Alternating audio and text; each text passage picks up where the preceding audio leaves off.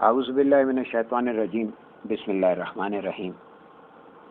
In the name of Allah, the fashioner and operator of the creative system. Today we will be reading the book, the Pen and the Scriptrum, the translation of Qalam by Qalandar Baba Auliya. Today we'll be reading the page number 53. Heading is B, and it is: when Allah the Most High created the universe, saying Kun, be, to it. When Allah the Most High created the universe, saying Kun, be, to it, the influencing power of the name Rahim became activated, and every part and particle of the universe was given a shape and form. The attribute represented by the word Rahim was, as long as in the form of the implied name, its attribute was in the form of knowledge only. But after the word Kun was uttered by Allah, the Most Exalted, Rahim descended into the range of substantial names from the position of implied name, and a movement was produced in this attribute of Rahim, which was in the form of knowledge only. After this, because of his association with movement, the appellation Rahim became a substantial name. At this stage, Allah the Most Exalted addressed the existence, saying, Alastu bi Rabbikum, recognize, I am your Lord, God. Bala, yes indeed, we do recognize your Lordship, replied the souls spontaneously. When the souls acknowledged the Lordship of Allah, the Most Exalted, Rahim descended from the position of substantial names and became a controlling name. The limits and jurisdiction of the implied names in the terms of Sufism is called the attribute of divine inclination. The attribute of substantial names is innovation, and that of the controlling names is the creation. Manifestation of the attributes of the controlling name is called the prudence or device.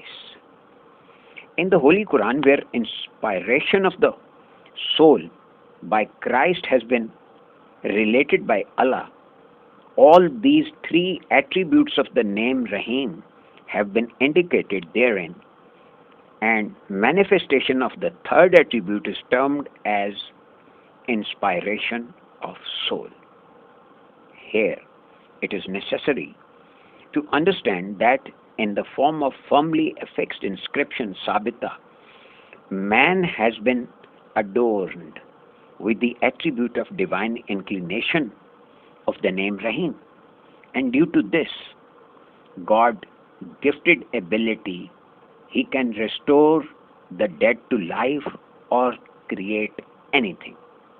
Then the second descent of Rahim is present in the substantiality of man, that is Ayan, in the form of substantial attribute. Man is fully equipped with abilities to make proper use of the same. The controlling property of Rahim is infused in the confluence of man, that is Javaya, and he also has the divine right granted by Allah, the Most Exalted, to use this attribute. This blessing has been explained by Allah by citing the example of Christ. If someone wants to exercise the property of this ability, he has to establish this thinking in his Sabita, Ayan and Javaya through Muraqabah, that his self is associated with the attributes of Rahim. During the course of practicing this, he should try to establish in his observation that the attribute of Rahim is transferring from his Sabita, Ayan and Javaya in the form of soul of the dead he wants to restore to life. It is a fact that all the forms, figures, and shapes of existence are luminant conglomerations of the attributes of the appellation Rahim. The whole collection of these forms is possessed by the human soul. In this way, to some extent, the human soul possesses divine inclination. To some extent, it is an innovator, and to some extent, it is a creator. After mastering this thinking, when he would intend to fashion this attribute of Rahim into an independent form, his authority will be executed because of the attribute of divine inclination. Contrivance will be initiated because of the attributes of innovation. And the creativity will be actuated and administered because of the attribute of creation. And manifestation of all these three attributes will take the form and figure of that living being which is to be brought to existence. Now the composition will be the attribute of divine inclination, the Elohistic authority, or the firmly affixed inscription, that is Sabita, plus Allah's contriving attribute, plus complete form and figure of anything, or substantiality, or an, plus Allah's attribute of creation, actions, and functionalities of life, that is Javaya. That will be equaling to manifestation or phenomenal existence being. In other words, Sabita plus Ayan plus Javaya will be manifested in the form of phenomenal existing being. Qalandar Baba Auliya says, our worldly observations are evident upon the fact that first we acquire information about something. If something about which we have no prior information is by chance caught by our sight, we simply fail to see it. Example. First example. If a picture framed in an extremely transparent glass is placed before a person at an adequate distance and he is asked as to what is there before his eyes, his sight, because of the transparency of glass, will only catch the picture and the glass will not be sighted by him. Now, if the person is told about the glass over the picture, his sight will see the glass first and then the picture. In the first case, although the sight passed through the glass, it did not feel the presence of glass. Whereupon, in the second case, after having the information, anybody would first see the glass and then the picture. This is an example of sight. Second example, a hill which used to be there in Hiroshima, even after its annihilation in the atomic explosion, kept on appearing in its true form from a distance. When people tried to feel it tangibly, it never existed. This experience tells that only the knowledge of the observer acts as a sight. Third example. It is a common observation that deaf and dumb can see, but hearing and speech are alien for them. Inability to hear and speak is a proof of the fact that their knowledge remains limited to their sight. That is, although their sight substantiates their knowledge, it fails in describing the seen objects. The faculties which transform knowledge into hearing and speech do not exist for him. Their knowledge therefore remains confined to the sight only. From here, gradual transformation of knowledge into various forms is revealed. There could be thousands of such examples in this regard. Thus, the conclusion will be that if the knowledge about something is not there, the sight is zero for that matter. The knowledge, anyhow, is of primary importance, and the other senses are of secondary importance. Law. Every sense, whether it is sight, hearing, or touch, is a branch of the knowledge. Knowledge provides basis to it. All the senses without knowledge are just equal to a naught. It is not possible to see or hear a thing if the knowledge of that particular thing is not there. In other words, the knowledge of something is the existence of that thing. If we are not furnished with information regarding a particular thing, then that thing does not exist for us. The principle. Since knowledge is the basis of every sensation, therefore actually knowledge is the sight, knowledge is the hearing, knowledge is the speech, and knowledge is the touch. It is the complete character of a person is only knowledge. Now the postulate. Postulate is knowledge and only knowledge is existent. The existents have no more value than knowledge. The truth. Knowledge is reality and non-existence of knowledge is non-entity. Attributive names are the existence.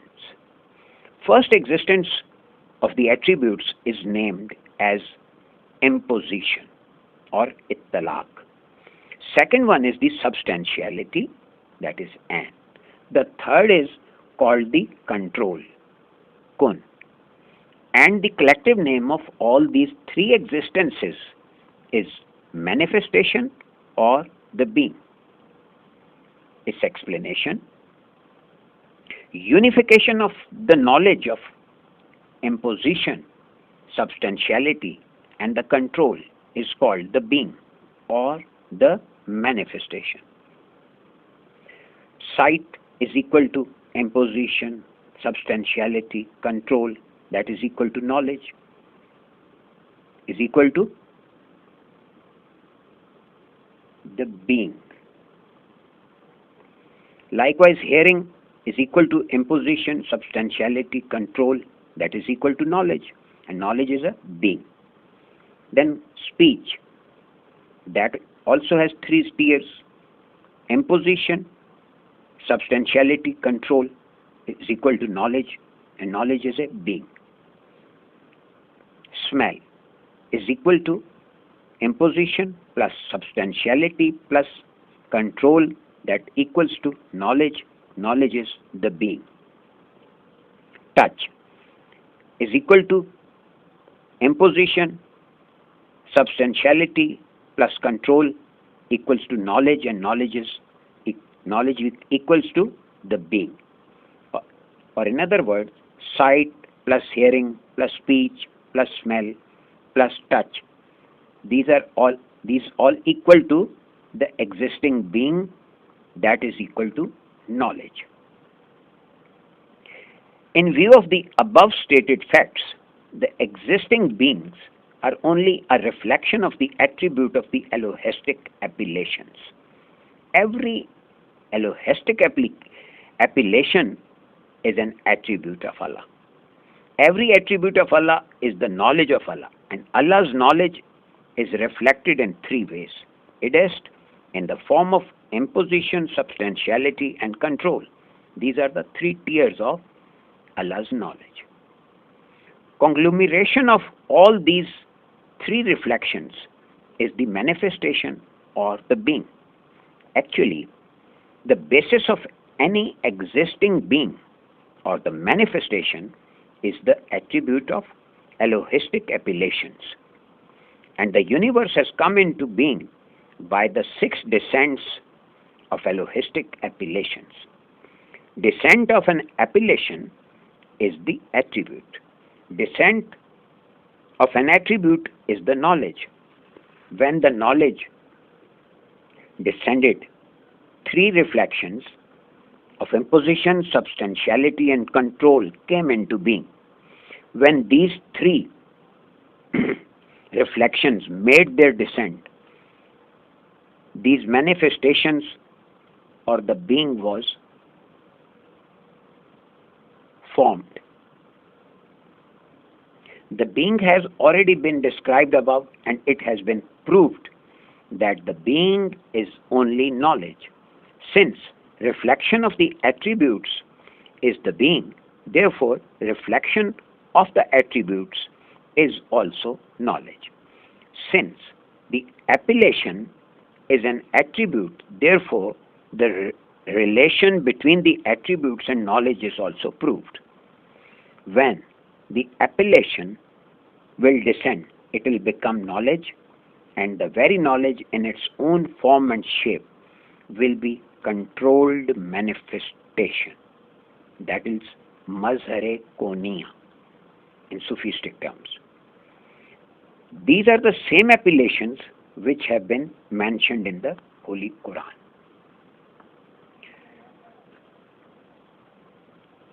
Next, Qalandar Baba Auliya says, knowledge of the very same appellations had been granted to Adam.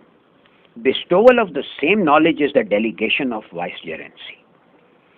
The knowledge of these names in terms of Sufism is called the insinuated knowledge or ilme luduni. And he taught Adam the names of all things. Chapter 2, verse 31. When Allah distributed knowledge, first of all, he introduced the name of his attributes, and the same are called the attributive names. These names are that knowledge which is the reflection of the knowledge of Allah. It is necessary to know the definition of attribute, that every attribute of Allah is combined with the attributes of mercy and omnipotency. For instance, his attribute of lordship is mingled with mercy and omnipotency, or his undependency is intermingled with mercy and omnipotency. Similarly, the attribute of uniqueness or oneness also has to be accompanied by the attribute of mercy and omnipotency. It means that no single attribute of Allah is without mercy and omnipotency. When Allah is called by the name Basir, all-seeing, it is meant that Allah is omnipotent and merciful as the all-seeing. That is, he enjoys all the powers and total creative abilities, being the all-seeing. Mind it, mercy means the continuation of life. So in the paragraph that we just read, wherever the word mercy appears, please consider it as continuity of life or the creativity.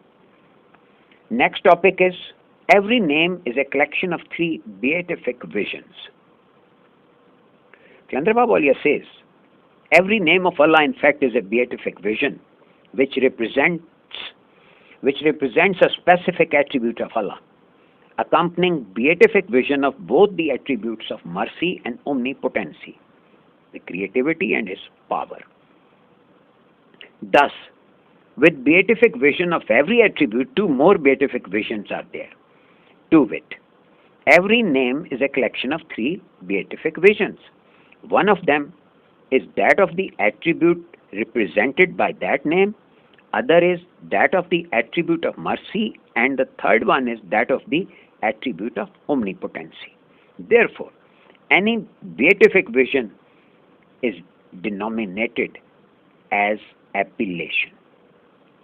At this point, it must be clearly understood that every appellation as a whole represents two things, the beatific vision and the attribute of the beatific vision. When any of the appellation of Allah is recited mentally or orally, a beatific vision with its attribute is activated. This activation or the movement is called knowledge, which is actually a reflection of the knowledge of Allah.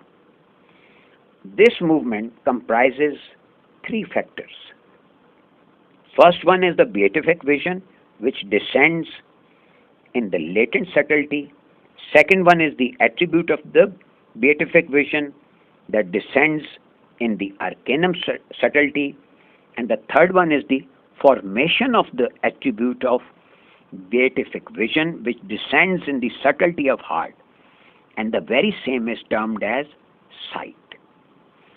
And the various consecutive movements of the same component taking place in the subtlety of heart are termed as speech and hearing, smell and smelling sense.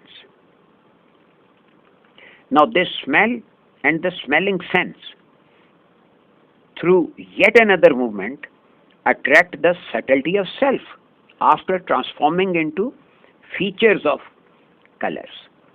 This attraction between the subtleties of heart and self is the action or the outcome. In this way, three movements are enacted simultaneously by the soul. First movement is to know something. It descends in the latent subtlety. Second movement, which descends in the arcanum subtlety, is to feel. The third one, which descends in the subtlety of heart and self, is urge and action. Every movement commences from Sabita, the firmly affixed inscription, and concludes at Javaya, the confluence. As soon as comprehension takes place in the latent subtlety of Sabita, it is recorded by the obscure subtlety. Then, as soon as feeling takes place in the arcanum subtlety of the substantiality, the subtlety of spirit records it. And then, its action takes place in the subtlety of heart of the confluence. It is recorded by the subtlety of self. Sabita, comprehended, substantiality, felt, and confluence enacted. All these three movements started and ended simultaneously. Life in this way keeps on moving perpetually. All beatific visions of knowledge pertaining to life of an individual are recorded in the firmly affixed inscription. All beatific visions of thoughts are registered in the substantiality, and all the impressions of activities are recorded in the confluence. We ordinarily never bother to note that all existing bodies and individuals have a secret relation between them. Although life of the universe depends upon this very relationship, it cannot be researched by scholars and experts of any sort except the spiritualists and psychists. This very relationship is the source of recognition of all the heavenly bodies and their inhabitants, living and non-living individuals. When a star is sighted, we feel its visage through our sight. Countenance of the star never prevents our sight from looking at itself. It never forbids us from viewing it. Had there not been a hidden relationship, every star and every celestial scene would have caused one or the other hindrance in accepting our existence. All the individuals of the universe are linked with one another because of the very same obscure relationship.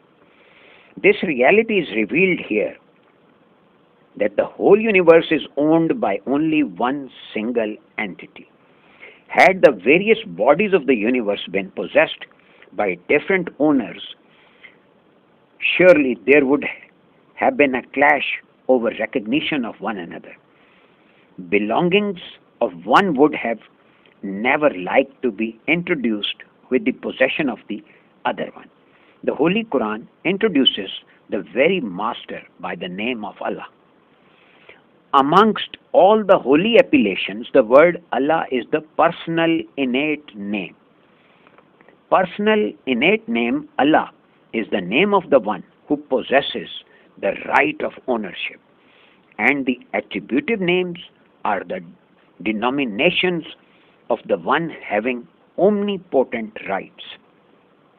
Both the attributes of Allah, mercy and omnipotence, have been mentioned above.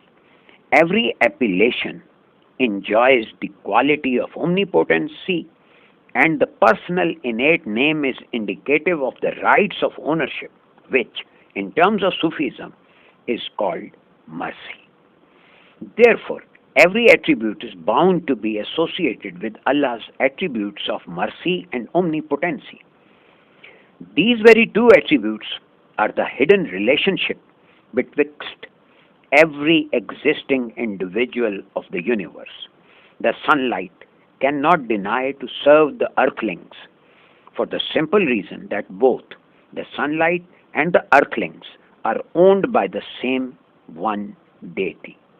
Besides the right of ownership, he is enjoying the omnipotent powers to rule. Therefore, his mercifulness and omnipotency never tolerate any defiance on the part of his possessions in acknowledging the existence of one another, because in such a case his omnipotent authority would suffer a reproach. Thus, on every point of creation, these two attributes of Allah, mercifulness and omnipotency, are bound to be predominating. Therefore, both these attributes are the mutual link between the individuals of the universe. This fact is now revealed that the existence, arrangement, and organization of universal system is governed by two appellations of Allah, the Most High. One is Allah and the other is Qadir, omnipotent.